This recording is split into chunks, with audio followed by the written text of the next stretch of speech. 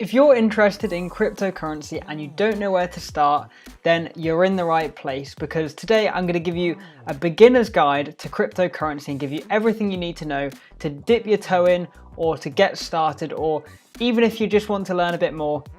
I'm not going to shill you any coins. I'm not going to try and get you to invest in something strange which you've never heard of. I just want to give simple information. And full disclosure, I am fairly new to cryptocurrency myself, so I'm not going to give you some crazy advice or anything, but I just wanted to share what I've learned so far in my short journey into cryptocurrency, because I think it is such an interesting concept and something that has been growing.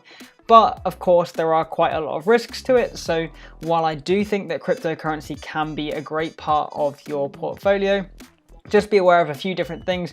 In the comments, there may well be some scammers or people impersonating me.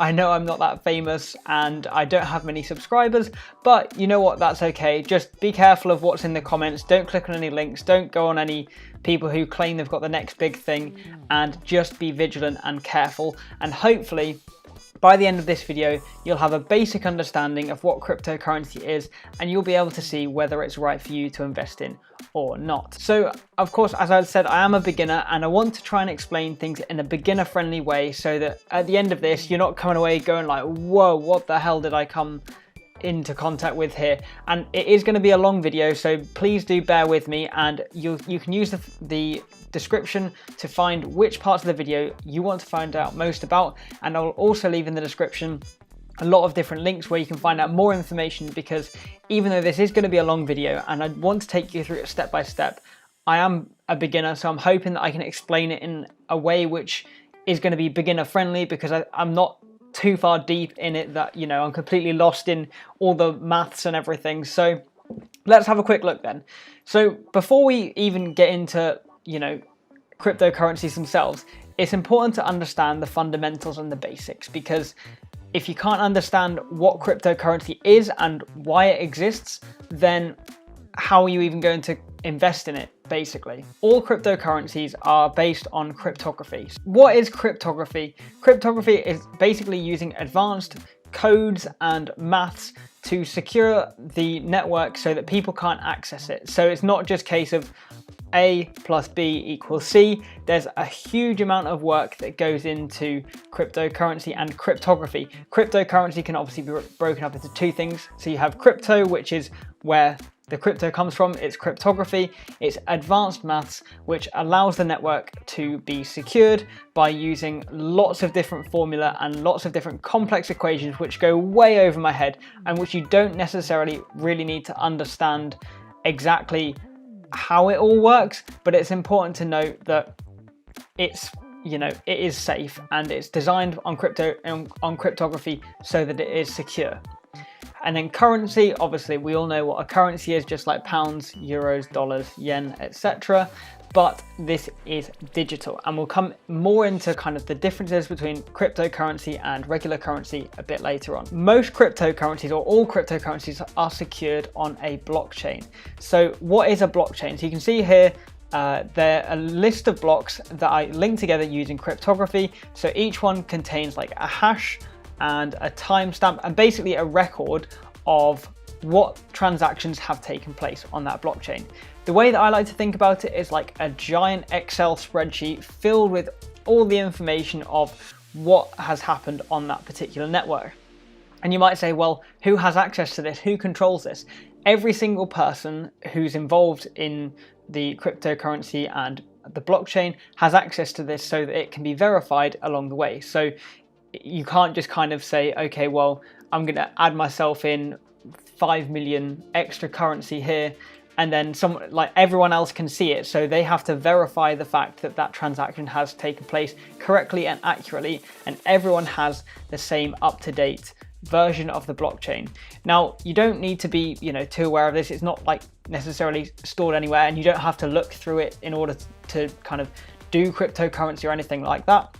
It's just something to be aware of. That's how it actually works. It works using these blockchains, and each block is verified by everyone on the network, which is why it makes it secured, because everyone kind of has the power to see what transactions have taken place, when the transactions have taken place, so everyone has access to the data, but in order for a transaction to be successful, it has to be verified by everyone. So I hope I've not lost you yet, because this is just the start, but I'm hoping that that kind of makes sense. I mean, you know, it's not absolutely essential that you understand all the intricacies, because I remember when I was first reading it, I was like, what the hell is this? This is mind-blowing just how it works.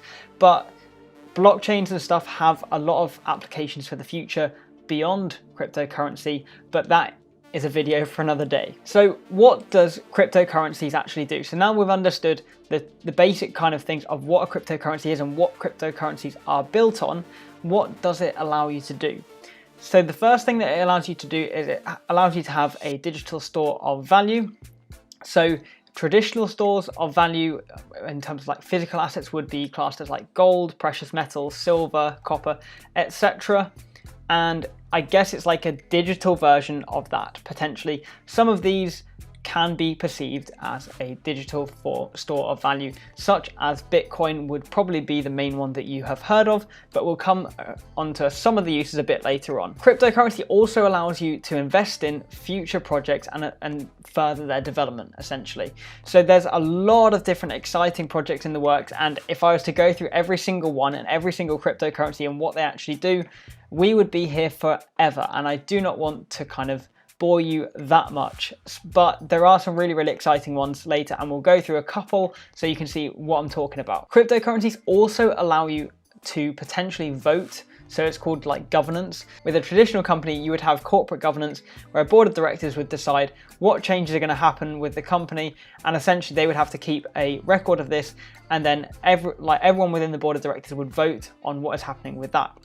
With cryptocurrency, because it's much more open source, it's decentralized, and like I said, it's between everyone who has a vested interest, some cryptocurrencies will allow you to vote on what is going to be on proposed changes to that particular coin or to that particular project. So this is called the governance, and owning some of cryptocurrency can enable you to do this, so you can be involved in the future of these exciting projects. So as I alluded to earlier, cryptocurrency, generally speaking, is decentralized finance. So there are some more centralized ones, and certainly some countries such as China are looking to provide a centralized digital currency, so like the kind of digital yuan, for example. And this is something which increasingly governments and countries are looking into. However, the original purpose of cryptocurrency, and especially Bitcoin, was that it's decentralized, i.e. it is not kind of, I was going to say it's not regulated, but it's not kind of, transactions don't go through like one centralized organization there, and that's the whole point of the blockchain, is that it goes through everyone and everyone can verify it. So then in terms of the difference between a cryptocurrency and a regular currency, you can see this picture here. Cryptocurrency generated by computers, so it's all online. You can't visibly see it apart from like charts and stuff, and you know, on your different exchanges and stuff, which we'll come to a bit later. Whereas fiat currency, or you know, like dollars and regular currency, this is issued by governments. So in theory, the kind of supply is infinite because they can just print more money when they want to print more money. Cryptocurrency is decentralized, like we said. It's no one can control it, which offers more security because everyone has to verify it. But it also means that, you know, there's less likelihood of manipulation because people involved within the cryptocurrency have a vested interest to keep it going and to further it for the most part. And then regular currency is centralized, i.e., as we said, regulated by or monitored by the government and potentially banks. And then cryptocurrency is digital and regular currency is physical. There is a limited supply of cryptocurrencies. We'll see that a bit later when we look on a website called CoinMarketCap and we look at some individual cryptocurrencies, and you can see that each one has a limited supply. So this kind of determines the value as well. And with regular currency, there is an unlimited supply. So with cryptocurrency, you might be thinking like, well, if all cryptocurrency is the same, why are they all competing against it? Why are there so many cryptocurrencies out there? I mean, you may well have only heard of one or two of Bitcoin and Ethereum, or maybe a couple of other ones, but there are literally thousands of cryptocurrencies out there all the time. And you might be thinking, well, surely you only need like one way to pay for things. Like we just have the pound or like the dollar or whatever. So why do we need additional ways to pay for things? Well, this is where it's important to distinguish the two different things, because while all of these class as cryptocurrencies, not all of them do the same things. So some of them are coins, so they are cryptocurrency coins, i.e. these are things which are built on their own blockchain. So this is the definition of a cryptocurrency coin, and generally speaking, as I said, they have their own blockchain, and most of them are used for payments and this sort of thing, so they can be issued directly to pay for things. Obviously there are some exceptions to the rule, but that, broadly speaking, is one of the two different types of cryptocurrencies. And then on the other hand, you have cryptocurrency tokens. So these are projects and things which are built on existing blockchains. So as a simple example, and to hopefully demonstrate this, we have Ethereum. So this is probably the biggest and most popular blockchain at the moment, and this in itself is a cryptocurrency and a cryptocurrency coin. So they have their own cryptocurrency network blockchain, and everything on this. So if something is built on the Ethereum blockchain, then for a transaction to take place, they have a fee which is called a gas fee, and this takes place using a small amount of Ether, or like the kind of the coin or the currency of Ethereum. I hope this is making sense. So say, for example, you wanted to buy a coffee. Obviously, we wouldn't be necessarily buying coffee with Ethereum at this stage, but say you wanted to buy a coffee for 1 Ethereum, and you have a small transaction fee for buying that coffee using the Ethereum blockchain and using the Ethereum network of, say, 10 or 0.1 Ether. This would be called the gas fee.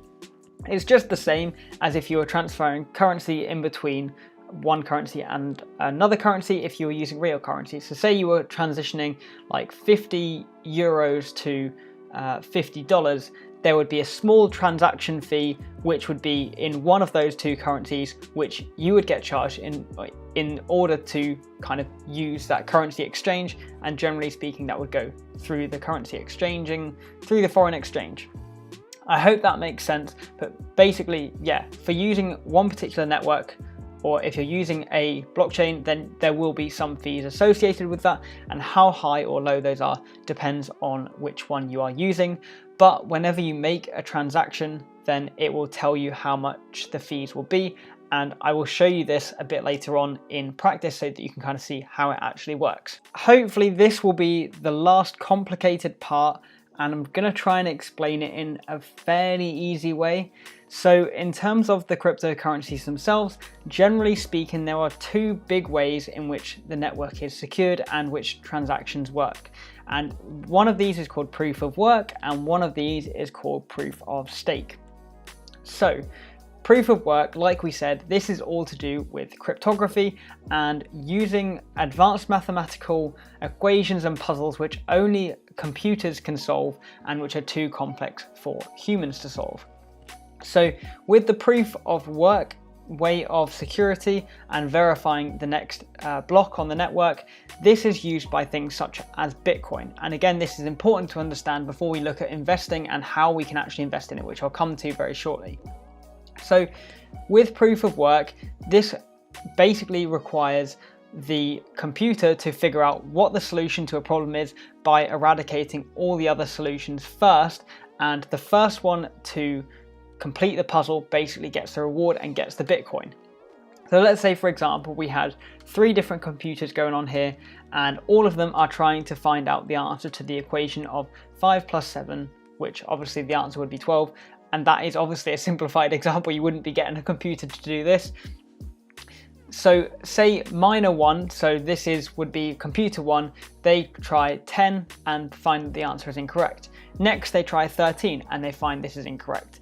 Next they try 9 and they find this is incorrect. Whereas minor 2, so this would be computer 2 from a different part of the world and a different computer, they try first of all 17, which is incorrect.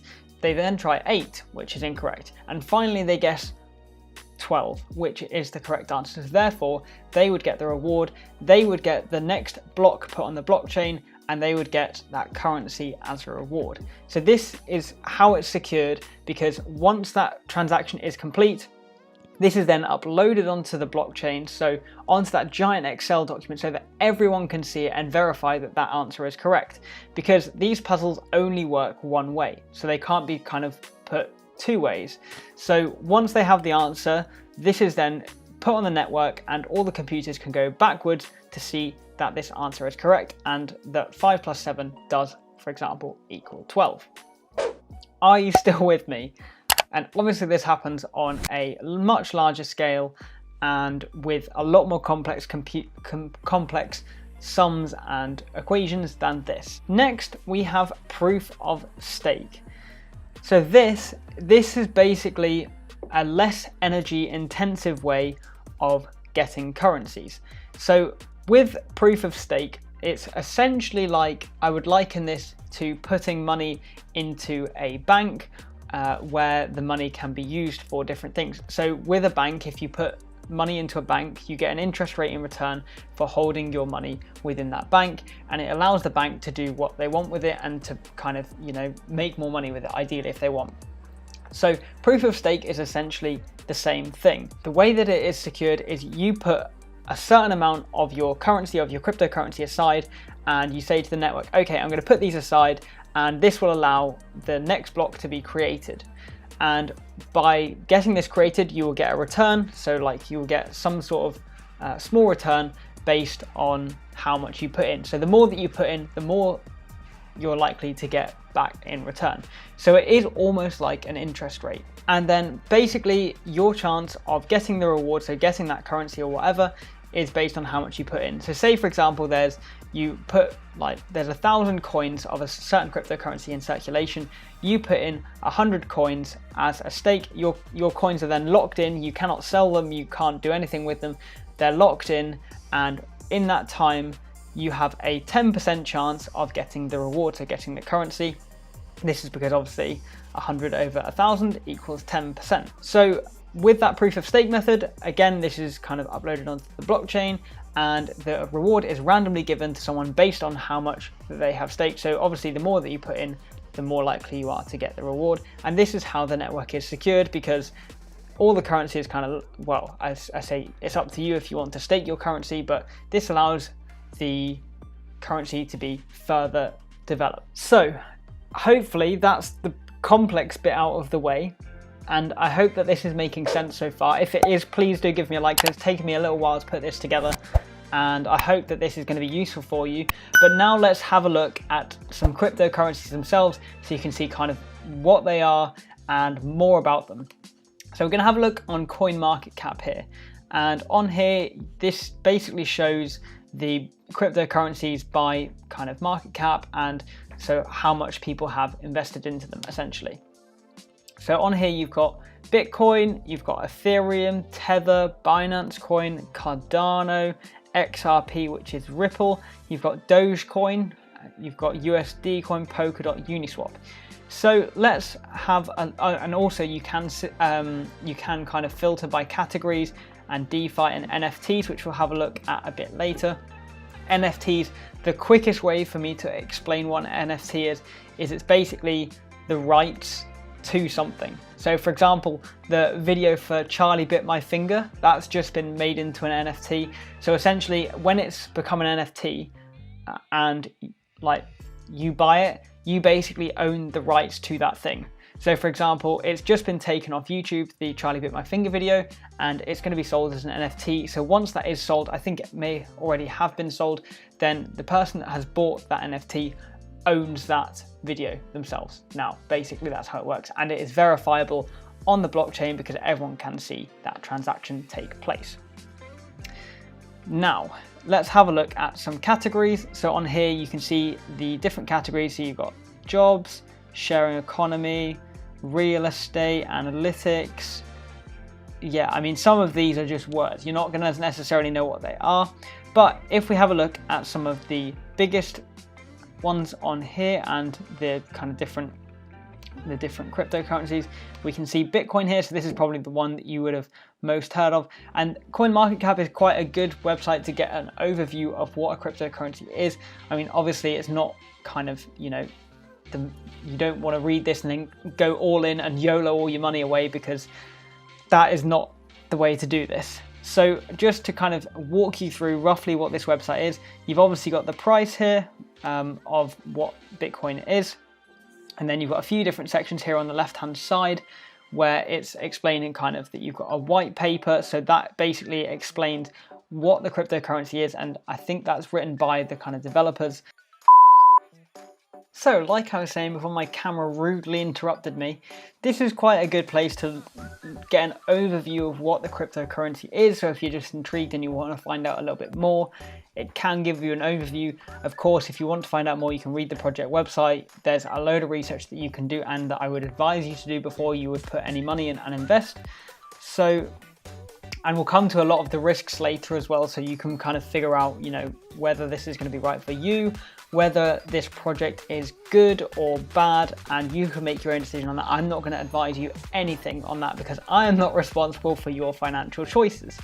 Anyways, if you're wanting to figure out exactly what a particular currency is or what Bitcoin is, you can see down here, so on almost all of the cryptocurrencies, there'll be a section at the bottom which says, what is this cryptocurrency? And then who are the founders and what makes Bitcoin or that particular cryptocurrency unique. Now, one of the things to be aware of with cryptocurrencies is that for the most part, the founders and the kind of uniqueness bit, it can be pretty complicated and it can not make sense, but that's okay. You know, to begin with, that's fine. Get a bit of a flavor for it, get an understanding for it. Try not to get FOMO, try not to get fear of missing out. Yeah, make sure you kind of understand what you're investing in, because that is important. But some of these, one of the big red flags for cryptocurrencies, especially with some of the new ones, and this is how people are getting scammed as well, is they invest in cryptocurrencies where they have like no information about the founders. The project doesn't really have a purpose and it doesn't have much about it. So be careful. Word of warning, be careful, because if there are no founders to a cryptocurrency, there's going to be no accountability. And with that, you're just going to get scammed and you lose your money potentially. So this is one of the other ways. So like we'll have a look at Ethereum here as well. You can have a quick read of that, and you can see on here all of the different information. I'm not going to go through it because clearly you can read for yourself, and there'll be links to this in the description, so if you want to have a look through it then you can. Where to buy cryptocurrencies. So cryptocurrencies for the most part are bought on exchanges, so similar to with stocks, and on a stock market you would buy those through like a broker. So through, for example, in the UK, Hargreaves Lansdown or AJ Bell or Trading 212, you would make an account with them, you'd deposit money and you would be able to buy stocks. It's the same for cryptocurrencies. You have an exchange like Binance, for example, and then you have exchanges like Coinbase and various other different ones where you can buy cryptocurrency, and it is pretty straightforward to use. I really like Binance because there's a lot of different ways to do it, and I will show you roughly how you can do it with a couple of different things. So if you are a complete beginner and you're looking to buy, this is probably your best bet. So I'm not logged in at the moment, but you know, if you were to kind of go on an account, so Convert is definitely the easiest way to do it. If you just want to buy like some basic cryptocurrency, this is a really easy way to do this. So on this Convert method here on Trade, you'd click on this, it would bring you to this screen. This is really straightforward to use, and then you can choose which currency you want to go from. So say that you've just invested some pounds into your account, so obviously to do that you'd go on your account and you could deposit, so you can pay via deposit. Obviously with some of these there will be fees.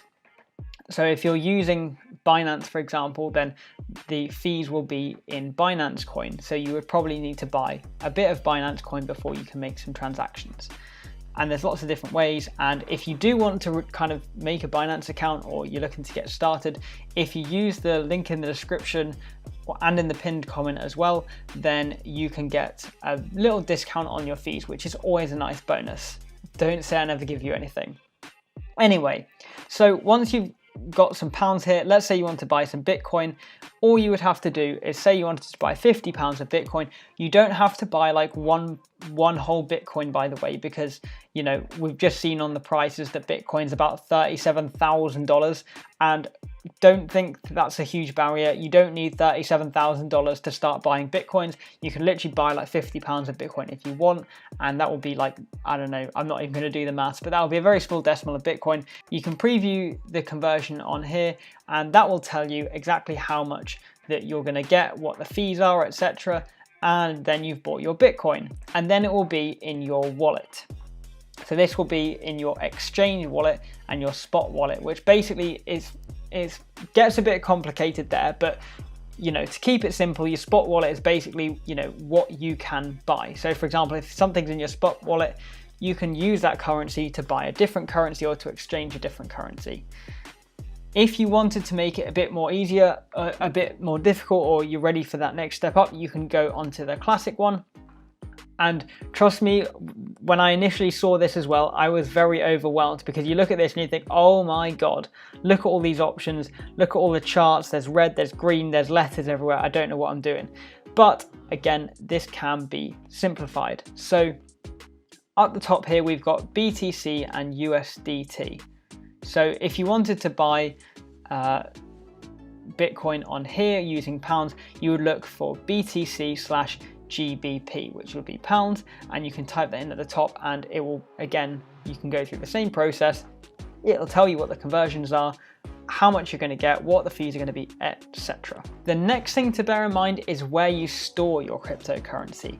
So when you're looking at cryptocurrency, I would strongly advise getting either a hot wallet or a cold wallet, depending on how you want to store it. And this is not anything to do with temperature, don't worry.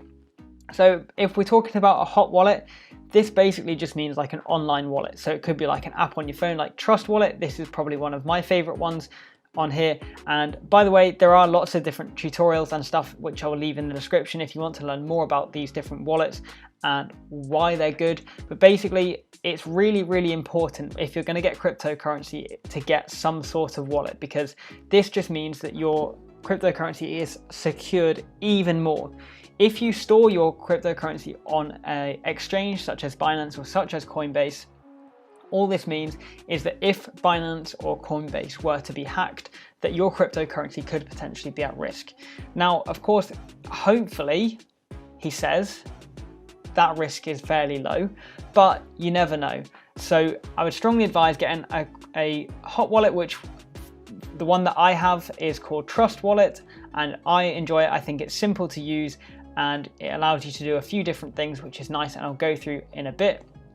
Or you can get a cold wallet. So this is almost like a little USB stick, I suppose, and it allows you to store your cryptocurrency offline. So while you have like stored your cryptocurrency onto this little wallet thing, you use some apps.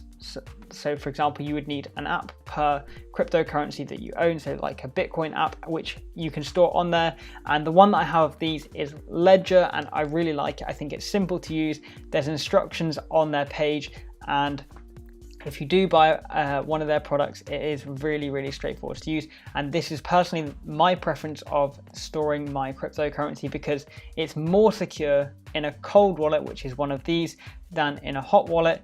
But either way, pick your choice and go for either a hot wallet or a cold wallet, or both. You can have both if you want, but definitely with your cryptocurrency, make sure that it's not on the exchange, because that just reduces the risk and the likelihood of it getting hacked and it being at risk. So with transferring your kind of cryptocurrency from a exchange into one of your wallets, I will show you how to do this now.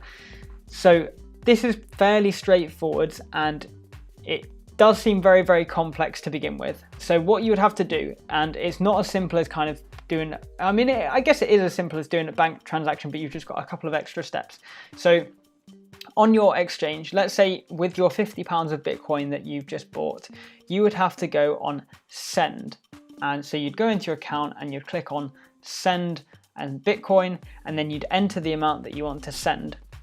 What you would then have to do is go on to where you wish to receive your Bitcoin. So say if you were going onto your cold wallet, so for me this would be into my Ledger account, I would then go onto the receive section and on Bitcoin, and it would go, and then I would get the address. So this is basically like the unique kind of address or token or whatever for this particular transaction and for this particular coin, and I would copy that across, paste it back into the Binance, for example, if I'm using that as my exchange, and then I would be able to transfer it across. You could preview the conversion, how much it's going to cost, and then it would appear in that account after a few minutes after the transaction is complete. And as I said earlier, just make sure when you are transitioning it across that you have the appropriate currency stored for the fees. Now, if you're wondering, as I was, because I found this very difficult to get my head around, especially this is a bit easier to understand on Trust Wallet. So using the hot wallet, you can get an understanding for the sort of kind of network and that you're getting. So for example, if you were to use Trust Wallet and you were to transfer your Bitcoin across to the Trust Wallet, it will say at the top of the transaction on Trust Wallet of your hot wallet what network it will be using. So for example, if it was using Binance, then it would probably say BEP2 at the top. If it was using Binance Smart Chain, it would be using BEP20, and if it was using Ethereum, I think it would be ERC20, I think.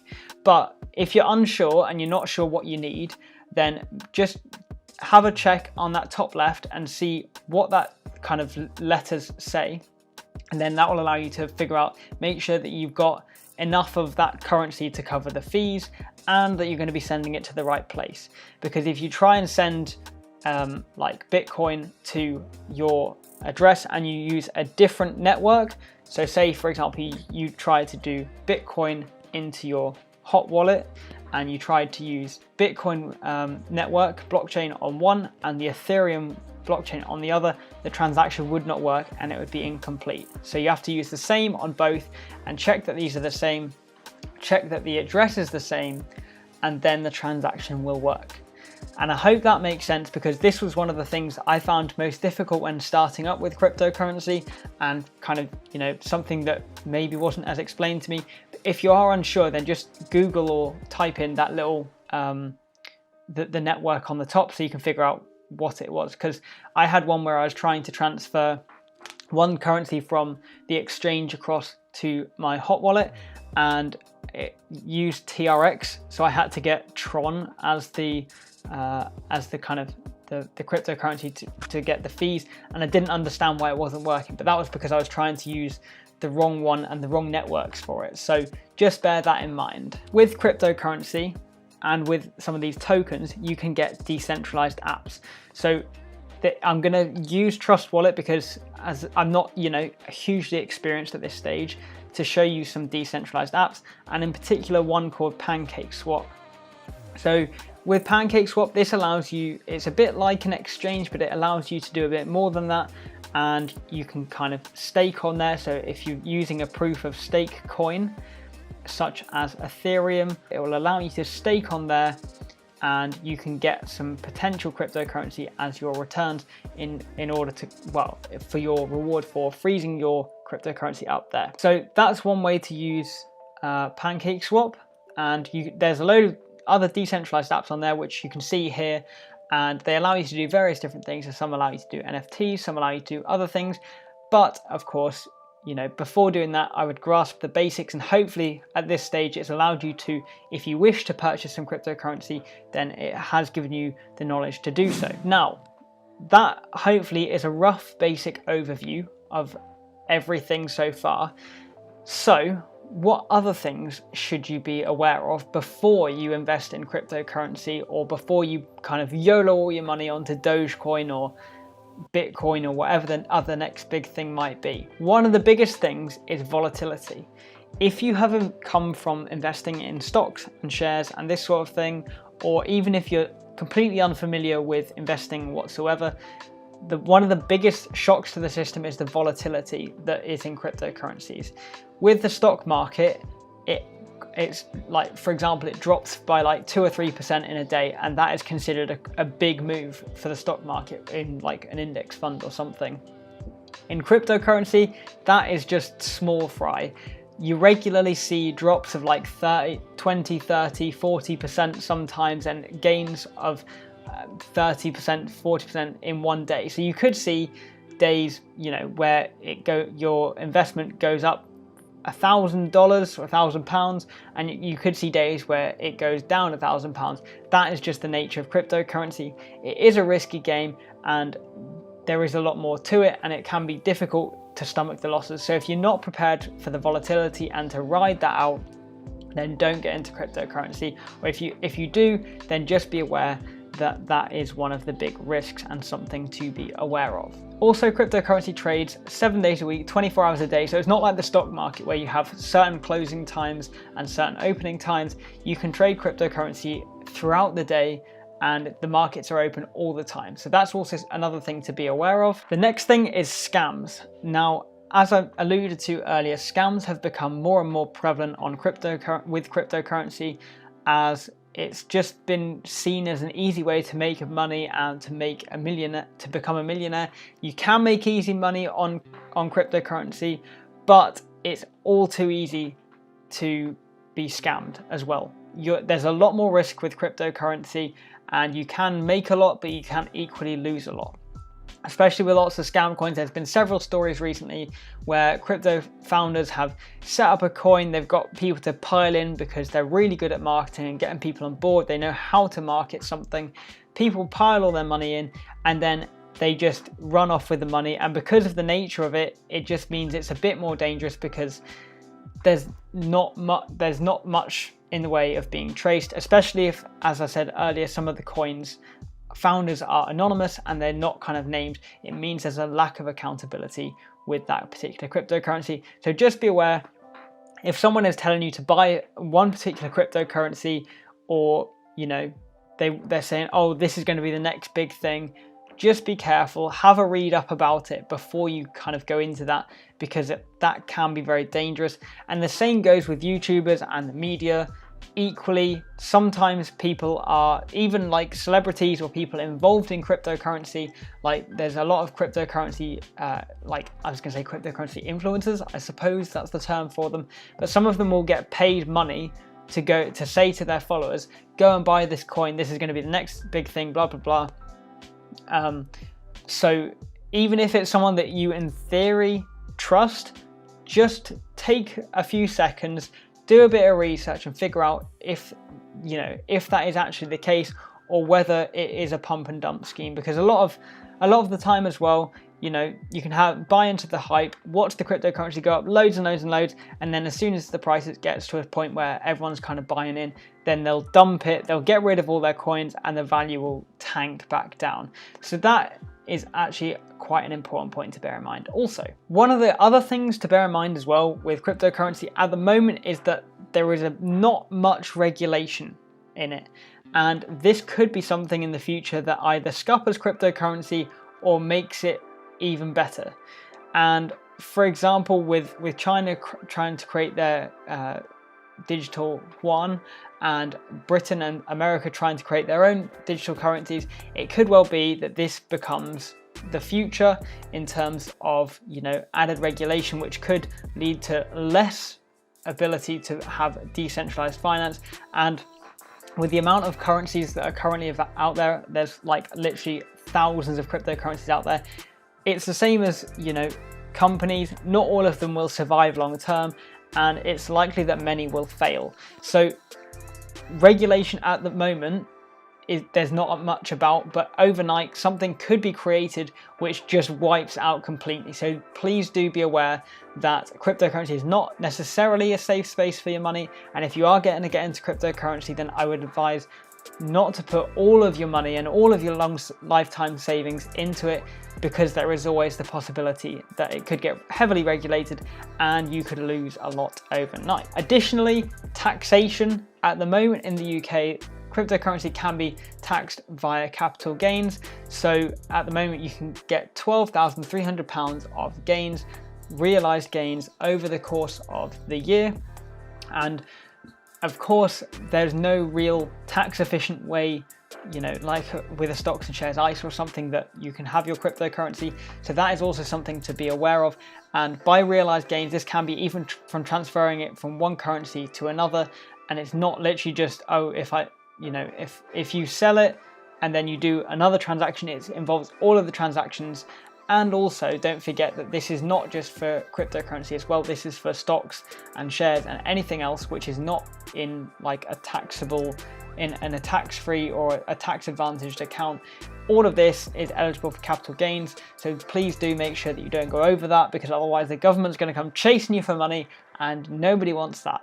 Another thing to be aware of is that many of the cryptocurrencies and stuff and the price fluctuations and the volatility is based on news. So anything, if there's some positive news which comes out, or Elon Musk does a big tweet about Dogecoin, the price, generally speaking, will go up quite a bit.